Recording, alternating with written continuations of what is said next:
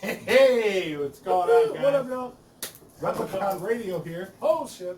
Oh, Guys, God, this is our first attempt at a legitimate review. Since legitimate. Big Roo wouldn't do it, we had to come in. We're doing a movie review. That's right, motherfucking Replicon reviews. You're gonna see a lot of these, hopefully. Some shit we need to start doing. So, Absolutely. this is actually the first one we filmed, and it's technically gonna be the second one because you're gonna see another one before this. You're not gonna get to see this one just yet. So you know, tune out now if you haven't watched Free from Hell yet, because Spoilers. We're gonna talk about what happens in the fucking. We're gonna break down the whole fucking movie. Yeah, everything. So spoilers. We're gonna give you a fucking chance. We're gonna tell you what's going to happen in the movie. If you don't want to fucking be ruined by this shit, fucking stop. Get out of here. Go back. Go watch the first one that we released months ago. Right. Like months ago. Go listen to our interview with Bill Mosley. When did we release that one? I think we released it back in August, Yes. right after we watched the film. Actually, when we filmed this. But Right after we filmed. right after we filmed this one. But go back and watch that one to see us talking about the movie without the spoilers. Yes. This one's going to have the spoilers. Spoilers. So, now we're going to get into it.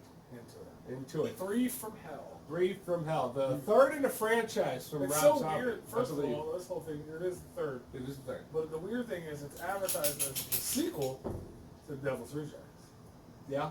Which, I mean, it is, but it's the third in the trilogy. So it just totally skips over House of a Thousand Corpses. That's kind of its a standalone, even though it's tied together, but it's... It is. I guess because Devil's Rejects is just way more popular. Yeah. I liked it. I mean, people hate me for that. I love Devil's Rejects, and I wasn't a super fan of House of a Thousand Corpses. I liked House of a Thousand Corpses, but in my mind it kind of has a standalone from... Yeah. I mean, it's the same character, same storyline, but it's but this really is a direct continuation. this one is 100% direct continuation. Shout out to Polo Bob, they don't pay us. Shout out to Rebel Yell, I pay them a lot.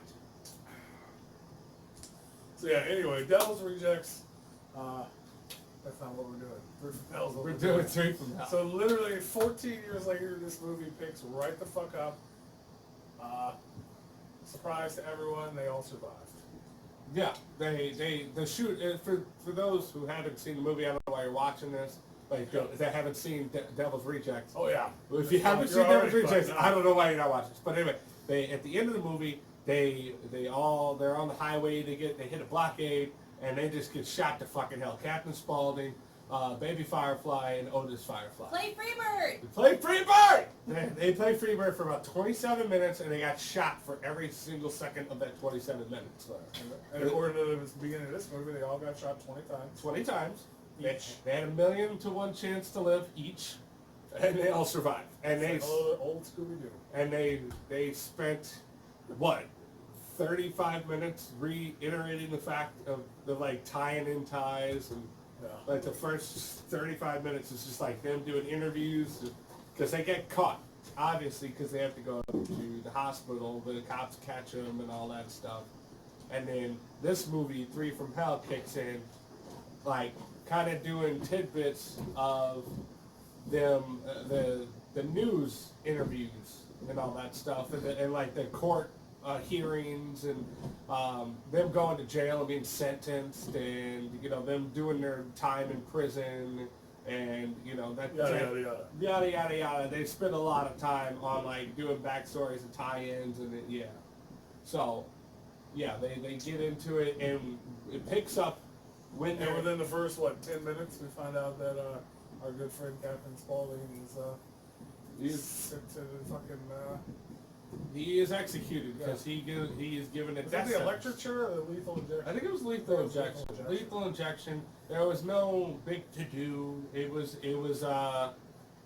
he did have some speaking roles in the movie, which he was badass in. He was interviewed very briefly. You've seen it in the trailers and shit probably too. Like, Yeah, probably. I'm just a clown. Yeah, he was dancing for the world or whatever. Yeah, I am what they want, what they make me be. So he's interviewed and he has a few speaking roles and there's some headshots of him, and then they kind of do a voiceover. Oh, he was executed and blah blah blah. And they kind of just gloss over that one, get it out of the way, rip the Band-Aid off, go the rest of the movie. So. We miss you. We miss you, Sick Hank. We miss you, Sick Hank. He was missed. He was missed in the movie. He was, but that didn't get addressed until later on in the movie. He was missed. Well, I mean by me, as a movie watcher. You missed the dancing clown. I missed Captain Spaulding. You don't like clowns, motherfucker. Like I missed that aspect of the Three from Hell. But yeah. But then it goes into fucking Otis. He's in prison. They're out in the yard, or they're fucking digging for railroad tracks or something, right? Yeah. Yeah. Well, they were digging trenches or something like that. It was the chain gang. They show.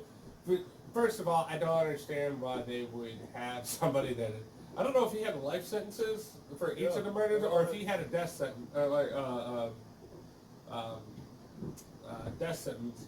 But they had him going out in. Yeah, I think they said 38. Well, one of them said 38. Yeah, they had him go out into the field, and yeah, and that's where he saw Danny Trejo, which is a Rondo, and I couldn't have told you his name if we weren't looking at the yeah, if you're wondering why we're looking down, we have a cheat sheet below us. You know, peel back the curtain. But yeah, so he has a few words with him, like, oh, I remember you, and then of course Rondo. So I decided Danny Trejo's character is the one that sold him out from those rejects, right? I believe so. We could be wrong. We need to go back and double check that, but something like that. It was never fully explained that Otis just came out and was just like, I fucking remember you, but he was in it. And Danny Trejo was like, I don't remember you, and then so the movie kind of cuts to a news broadcast. And they're like, this is the last footage before fucking Otis Driftwood, Otis Firefly, whatever they want to call him, escaped.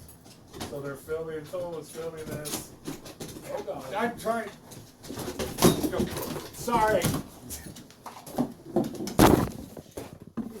Yeah. So we had Danny Trejo. Sorry. Movie magic here.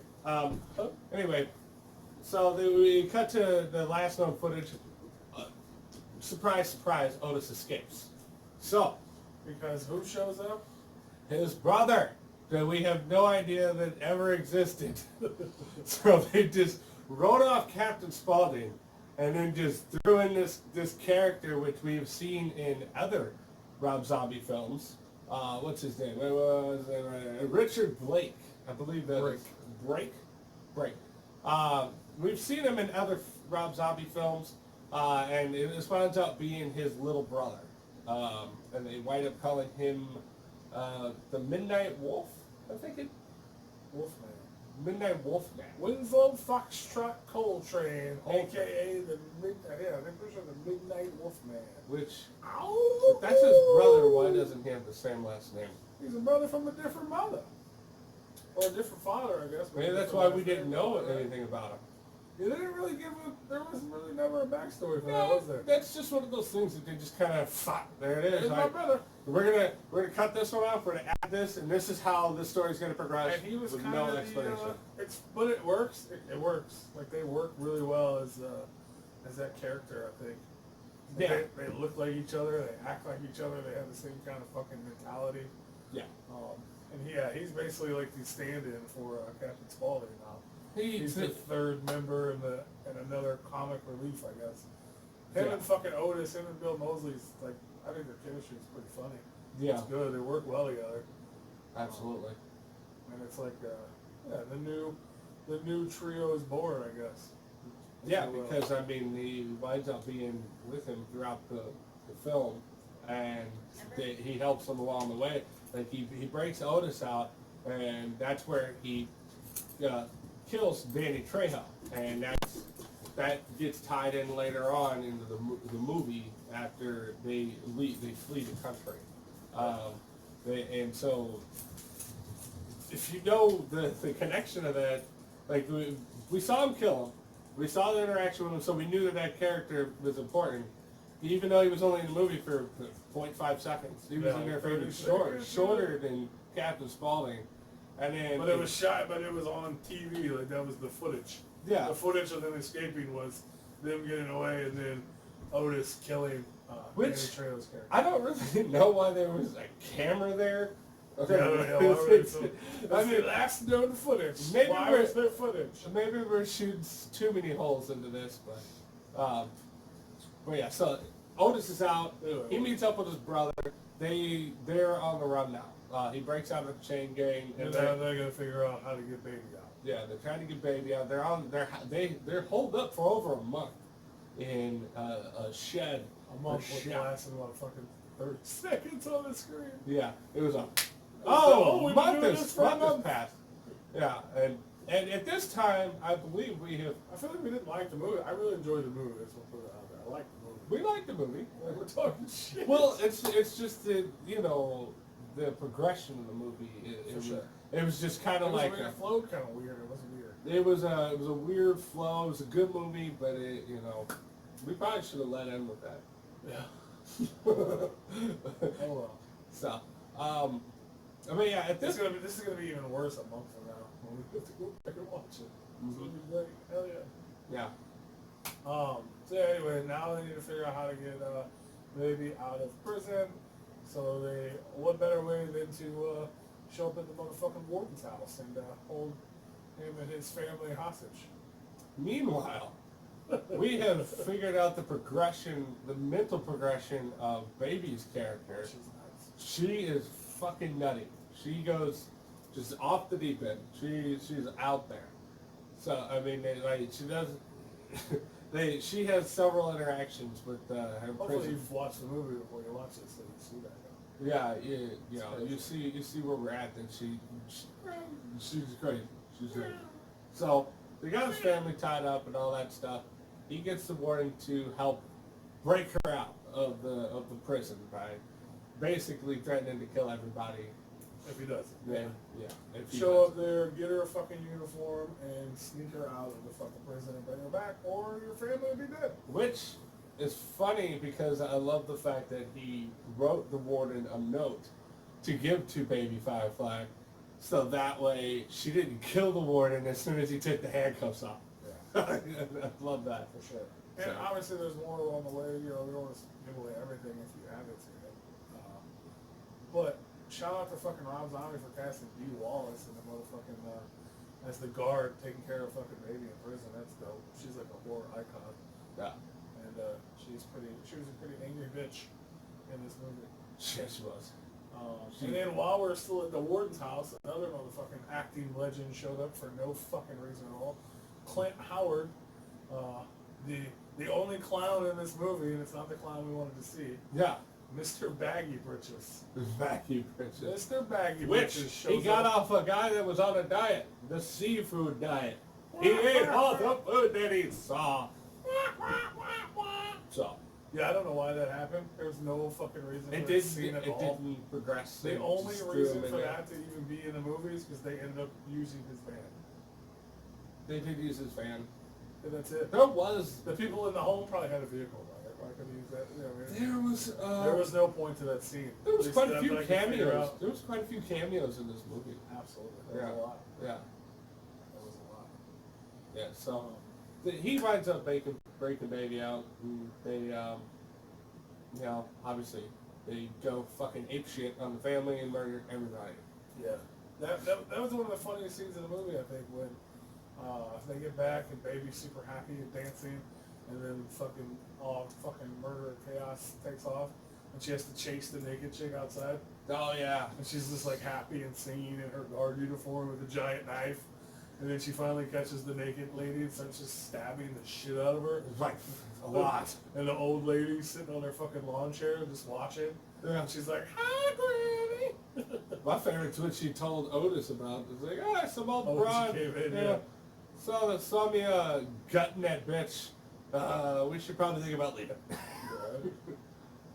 That's really funny. That headshot makes the poncho look Muscular? big as fuck. He has 2 eyes. Yeah. So now they're on the run. They're basically Where do they go? they go to the hotel. They find a hotel, and then of course baby being absolutely batshit. They've been locked. Oh, that's where I recognize that lady from. Damn it, that's so good. What? The big guard lady that tried to beat up Baby. Oh yeah. That's the transgender coach from Glee. Oh. Oh. She was like a dude that turned into a girl. She was the football coach in the high school on the fucking gun cat. I never watched Glee. Now y'all know I watched Glee. I didn't watch Glee. I knew what Glee was. But yeah, so with Baby being absolutely batshit, of course they are not able to stay at the hotel very long because they have to get the fuck out of there because somebody gets, of course, murdered very quickly about 10 minutes after check-in. Well, 8 minutes. Yeah. 8 minutes. 8? That's that guy. That's the wrong show. But I was looking at the actor. Oh yeah. They don't have. I think they don't have him listed on purpose, because then you would know who he played in the purpose. They don't. His character's name isn't listed on IMDb because it would give away part of the movie. Yeah. And that's not even his fucking picture. That's the main bad guy. That's who that is. So Weird. yeah, so they're on the run. Baby comes up with a crazy idea. Like, all right, let's go to Mexico. All right, so they go to Mexico, and They run into motherfucking Carlos. Carlos. Right? That's what I was looking for. I'm not They sure. run into somebody that gives them sanctuary. Right. Puts them up in a hotel, brings them some hookers, some tequila, having a good old time. Meanwhile, Tie back to Danny Trejo's he character. calls the man, I don't remember his fucking name, I know we just watched the movie, but he's the leader of the fucking army of Satan or whatever, what are they called? The Satan ghost or Bunch of bad guys.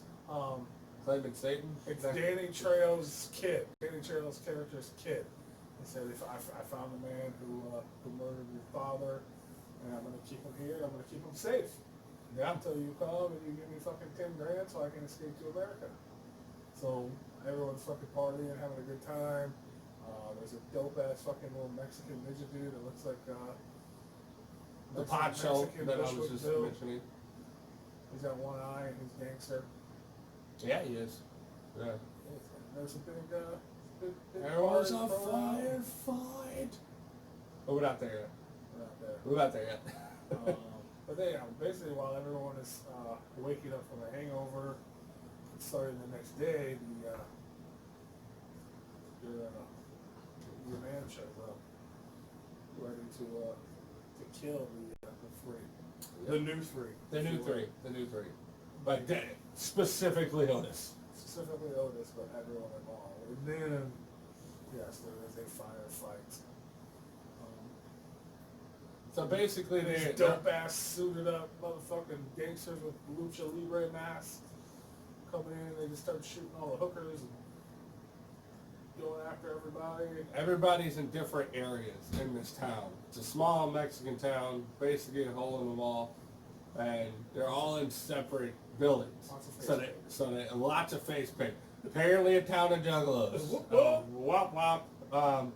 And they all kind of spread out. So each person has their own scene of interaction of dealing with these Satan killers. And then crazy ass motherfucking baby Firefly who ganked the goddamn bow and arrow from the fucking warden's crib. Is just hiding in the fucking shadows, fucking popping motherfuckers with arrows and shit. Yeah, I was really excited about that shit. That's fucking awesome. Fuck!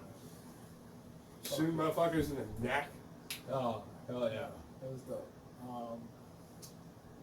But she winds up being captured along with Otis's brother, Midnight Wolfman. They both wind up being captured and tied to the fountain in the courtyard, which Story loves the fountains. I had the commentary in the movie. All but Mexican villages. all Mexican villages have a working fountain, so kudos to them. No electricity, fucking fountains just pumping away. Doesn't matter what the fuck's in there, blood, mud, dirt, whatever, doesn't matter. Just pumping away. And they tied him to the fountain. I was really excited about that. It was ecstatic. I was very excited. I was like, they tied him to the fountain! Yeah. So, Yes. And then Otis returns. And then Otis makes his A triumphant giant return. fucking machine gun. And then they decide to fight with machetes. Yeah, he has a full clip AR-15 walking out of this building, and like 2 of their guys are left, and it's three guys. And I don't understand why he doesn't just Because it's a movie. just start shooting the motherfuckers. It's a movie. Like at one point, old Batty McBatterson fucking turns his back to him, and just it's like, well, do you want to be a badass and fight this giant with a machete? Or do you just not want to do that? Clearly, we want to fight him It with was the literally, machete. I made a comment during the movie that it reminded me of fucking Back to the Future when you call Marty McFly chicken. Like, You dude's don't just like, call him chicken. stop what you're doing. I'm not a man without my gun. We're gonna fucking machete fight, fam. Yeah, and so they fought, The machete fought. and then luckily the Mexican Bushwick showed up. the Mexican Bushwick Bill showed up. And he untied the other 2, and everybody died. Well, That's it. all the bad guys died. That wasn't the end, actually. Yeah, Most of the bad guys died. Otis won his machete fight because the guy was distracted by the other guy getting shot by the newly released other 2 from Mexican Bushwick. And then poor Mexican Bushwick died. That was sad. That was a sad moment. He died a hero. He did. Well, did he? He shot It's the so dude. confusing, He right? shot the dude. I don't understand that, but we're rooting for the fucking murderers. It's such a confusing thing. It really is. Yeah. Is he a hero because he saved the murderers and escaped from prison so they didn't die from the other murderers? Yeah, because those Everyone other in the movie's bad, I guess. everybody is bad in the movie. It's bad people and murders. it's bad people. We just root for the ones we know. I did have to say that it was kinda like it life. was nice to see them fare against actual murderers because yes, they killed a lot of people, but almost everybody they killed, minus the cops, have been just regular people. So like, okay, cool, you're badasses, you killed a bunch Cops are of just people. regular people. Cops are just regular people, but they're trained with guns and shit like that, and they usually have the guns on them. But these people were like cartel murderers. You know, they do it for a living. So it's good to see They have them a cool actually nickname that we don't remember. do what? So they even have a cool nickname that we don't remember. Yeah, Satan, whatever the fucks. They're a knight in Satan's service. Yeah, Satan. It's actually KISS, Something. but whatever. Something. Yeah, so... Is that what KISS stands for? uh-huh. Night and Satan service? Yeah. Huh. How did I know that? No, we're learning. Mind blown. Yeah.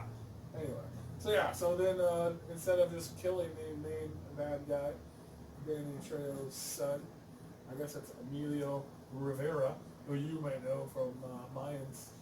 He was the Mayans main motorcycle. Mayan guy. He was the head In Mayan the guy. spin-off and in the original Sons of Anarchy television. I want to know what kind of hair product that dude uses, because when he pulls off his fucking mask, because there's a point in the movie when he pulls off his mask, like after they're already attacking the town, and like his hair is perfect after being in a lucha libre mask. Like it's like what? Like was that a separate scene or something? Did he have like a green sheet over his head? They just Movie CGI'd magic, it in? fam. Yeah. What the fuck? Movie magic. So anyway, so they get him. I mean, they They burned him alive. oh, just come right to it. Yeah, they put him in. They put him in the I coffin. thought they were going to bury him too. You said that, and when I watched it, I expected to see. The thing was is that when the guy that gave him sanctuary, the Firefly family, Oh yeah. he told him to have 3 coffins for him. So there's 3 coffins placed around this running fountain, and so they wind up putting the Just main like guy. Back to the Future 3 when I expected everybody to die. Yeah, and they put him in Just the. like Back to the Future. Here, you just hung up on Marty. I don't know. And they put him in the coffin meant for them, and they burned him alive. So instead of burying him in the coffin, which I thought they were gonna do, yeah, which would have been cool. Would have been cool. They just camped out on there, for a week, just make sure he was dead. Yeah, but I guess Probably would have took longer. you needed to make sure that he was gonna die right there. So You did. And That was an intense scene to watch. it was because they had a whole dialogue about watching Watching it break. watching his eye, like his soul break in his eyes before they lit him on fire. That's fucked up. I liked it. And then Otis Firefly, baby Firefly, and the Midnight Wolfman walked away into the motherfucking sunset, man. Quite literally. Like, They walked off into the sunset, driving their car That was it? down the highway, which oddly looked like the one that was at the end of Devil's Rejects. And then there was some intense drone footage through the mountains, and that was it. So, like, pretty sure they set up It has to be. They had to. for another movie. It's another 3, the new 3. I think that Maybe Otis and Wolfman. I feel that the 3 from Hell is a transition movie. It has to be. Because they were pushing so much dialogue, like as far as like connecting ties, and they were pushing through it to get them out. Well, they kept talking about the future. They're like, what are we going to do now? What do we do now? And they're like, oh, it's just the 2 of us. It's just the 2 of us. Yeah. And, you know, the brother's like, what the fuck? I'm ride or die. Like, Yeah. what about me? And so now they're the new 3 because nobody else is left. And so I think this is a transition movie. Kind of how I felt. I like this movie, but I feel like it's going to hit like how the first Halloween did that Rob Zombie made. He made the first one to make a transition, like to get to set the scene, and then he came out with the badass Halloween 2 that everybody loves. I feel like the 3 So from we Hell. had House of a Thousand Corpses, and then we had Devil's Rejects that everybody fucking loved. Yeah, and I think that 3 from Hell is a transition movie that's going to be at least one more in the Yeah, series. it's gotta be. Yeah, because like I didn't want to talk about it. I saw the. This is the second time I watched the movie. He but saw the movie before me, and then we saw it. It wasn't what I expected, and I think most people who go to see the movie expect that this is like the big finale. This is the finish. Like, let's, you know what I mean? Like, because the last one, we thought everyone dead, but it was never really, I guess, entirely sure. We just, fuck, they went down in a blaze of glory. It's over. Yeah. And then they're like, oh no, we're back 14 years later. I just assumed that it was actually going to be the end. You know what I mean? Like one last fucking hoorah for these characters we love. You know, and the fucking Fireflies. It's been called the Firefly trilogy. You know what I mean? Like the word trilogy has been thrown around so much. It was like, okay, this is the fucking end. Well, So the whole time I'm watching this movie, and I'm like an hour and 40 minutes, you know what I mean? I'm like, what the fuck is happening? Everything's still going, and now it's like a new beginning. well, with that being said, you said trilogy. If they're saying this is a sequel to Devil's Rejects, they're not counting House of a Thousand Corpses. Yeah. So this Yeah, would be makes number sense. 2 in the trilogy. Yeah. So there would be another one. So this would be a transition movie. So the next one will be the be all end all. Who knows? And we were talking off camera. I hope to God, because I think most people are expecting this to be the end as well. And I think it's a good movie, and I think some people might be upset that it's not what they expected it to be. Not that it's not a good movie, it's just not what you expected. It's way different. Which is actually kind of cool that they pulled it off and nobody fucking knew what the hell was going on, which is why they've been so fucking secretive about it. You can go back and watch the fucking 3 from Hell panel from Replicon. They were tight-lipped about could that. say nothing about 3 from Hell. Yeah. But yeah, I just hope they did it. I hope it's, I mean, probably by the time this airs, we'll probably know the answer to that, maybe, but I hope they made it already. Like, I hope they filmed, this movie took 14 years to come out. I pray to God if they're making another one, they just fucking made it all. Yeah. You know what I'm saying? Like they, you know, I mean, there's a lot of movies that have done that recently where they'll film this one and the sequel and yada yada yada. So. Well, yeah. Well, like before, like hopefully, this like one's this different. comes out now, so September 19. The next one comes out fucking September, October 20. Well, like this one is in production now, and it's being wrapped up and all that stuff. And I guess they're tightening all the little things. Maybe they're already filming it. Maybe they're filming it now. That's what I'm hoping. Yeah. Yeah, filming an hour, it's fucking just complete. It's editing or something. Because I know Rob Zombie said this thing took so long because of a lot of editing. Yeah. And they took a couple months off to go on tour, a lot of shit. He's a busy. I think he's on tour right now, He is isn't he? on tour. He is on tour with Marilyn Manson. So, well, hopefully they shot most of it. Well, editing or he's they're probably not on shooting tour it. when this comes out, but Yeah. Well, we filmed this there on tour. yeah, we filmed this when they were on tour. So, yeah, man, it's a good movie. Yeah, there has to be another one. We have to end it. It has to end somehow, right? Yeah. You would think. I thought they were going to end it at Devil's Rejects, and I would have been happy with that. But you were also excited to hear that they were back. Yes, I was excited. I was like, "Fuck yeah!" I love Otis, and I love them all. I love it. Especially Shaman. Hey, girl. Fucking say, hey, bro, we missed you, man. We missed you. We missed you, Captain Spaulding. We missed your fried chicken. We missed your laughter. I think that's the reason Baggy Britches was even in the movie, just to pay some sort of homage or something. I don't know. It's still weird to me, but it was Clint Allen. I mean, he kind of looks similar. He looks sort of similar. And those two pictures that we have pulled up. Y'all can't see that. But Yeah. Yeah, man. I don't know. If you haven't seen it, you shouldn't even be watching this.